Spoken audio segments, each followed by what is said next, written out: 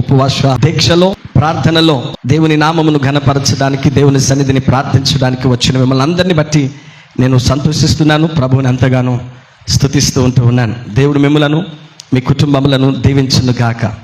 దేవుని వాక్యాన్ని చదువుకుందాం. పరిశుద్ధ బైబిల్ గ్రంథము నుండి అపోస్తుడైన పేతురు గారు రాసినటువంటి మొదటి పత్రిక 5వ అధ్యాయము 6వ వచనాన్ని చదువుకుందాం. దేవుడు తగిన సమయమందు మిమ్మును హెచ్చించున్నట్లు ఆయన బలిష్టమైన చేతి క్రింద దేన మనస్కులై ఉండుడి. దేవునికి స్తోత్రం కలుగునుగాక.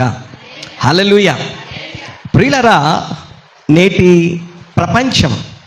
ప్రపంచములో మానవుని యొక్క ప్రయత్నాలు, మానవుని యొక్క పోకడ, మానవుని యొక్క ప్రయాస అంతా దేని కొరకు అనంటే అభివృద్ధి, దీవెన. దీని కొరకే మనిషి ఎక్కువగా పరితపిస్తూ ఉన్నాడు, తాపత్రయపడుతూ ఉన్నాడు. మానవ జీవితంలో ప్రతి ఒక్కరూ దీని కొరకే ఆరాటపడుతూ ఉన్నారు. చదువుకుంటున్నటువంటి బిడ్డలు, ఉద్యోగ ప్రయత్నాలు చేసేటువంటి వారు, ఇలాగ ప్రతి ఒక్కరి జీవితంలోనూ ఉన్నతమైనటువంటి స్థితి కొరకు ప్రయాసపడుతున్నారు, ప్రాకులాడుతూ ఉన్నారు. ఇది మానవ నైజం. ఇది ప్రతి ఒక్కరూ అట్లు ప్రయత్నం చేయడం సహజం. ఈ దినాన ప్రతి ఒక్కరం ప్రయత్నం చేస్తున్నాం. నిన్నటి కంటే ఈ రోజు కంటే రేపటి దినమందు నేను బాగోవాలి, బెటర్ లైఫ్కి వెళ్ళాలి, బెటర్ ఫ్యామిలీగా ఉండాలి, బెటర్ హౌస్ ఉండాలి, బెటర్ మనం ప్రయత్నం చేస్తూ ఉంటున్నాం.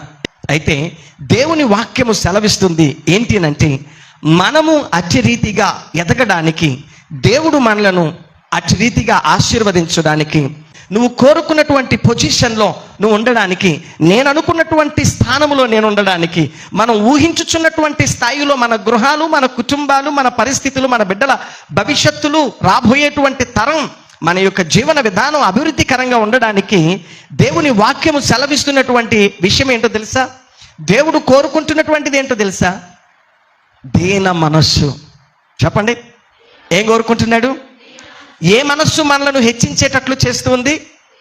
మనం అభివృద్ధి పొందడానికి మనకు కావలసినటువంటిది దీన మనస్సు. బైబిల్ ఒక అద్భుతమైనటువంటి ప్రపంచం. క్రీస్తు తత్వం ఒక అద్భుతమైనటువంటి తత్వం. ప్రియమైనటువంటి వారులారా, ఈ లోకంలో మనం ఎలా ఉంటేనే రాణించగలం, ఎలా ఉంటేనే జీవించగలం, ఎలాగైతేనే అభివృద్ధిగా చెందగలం, నేను ఎదగాలంటే ఇంకొకరిని కిందకు తొక్కేయాలి, నేను ఎదగాలంటే ఇంకొకరిని వెనక్కి లాగేయాలి, ఇది ప్రపంచంలో ఉన్నటువంటి నైజం. కానీ దేవుని నైజం ఏంటో తెలుసా? దేవుని యొక్క ఆలోచన ఏంటో తెలుసా? గాబ్రియల్, నువ్వు ఎదగాలి అని అంటే నువ్వు దీనుడిగా మారిపోవాలి. ఈ రోజున మనిషి ఎదగడానికి ఏం చేస్తున్నాడండి? వాడి కుర్చీ ఎలా లాగేయాలా, వాడి పొజిషన్ ఎలా కొట్టేయాలా, వాడిని ఎలా ఇచ్చేసేయాలా, నేను ఎదగాలంటే వాడిని తొక్కేయాలి, నేను మంచోని అనిపించుకోవాలంటే వాడిని చెడ్డోళ్ళు అనిపించుకోవాలి, నేను ఎదగాలంటే వాడిని చంపేయాలి. ఇది మానవ నైజం. కానీ యేసుక్రీస్తు ప్రభువారు చెప్తున్నటువంటి మాట, దేవుడు మాట్లాడుతున్న మాట ఏంటంటే, నీవు ఎదగాలి అని అంటే, నువ్వు దీవించబడాలి అని అంటే నువ్వు దీన మనస్సు కలిగి ఉండాలి.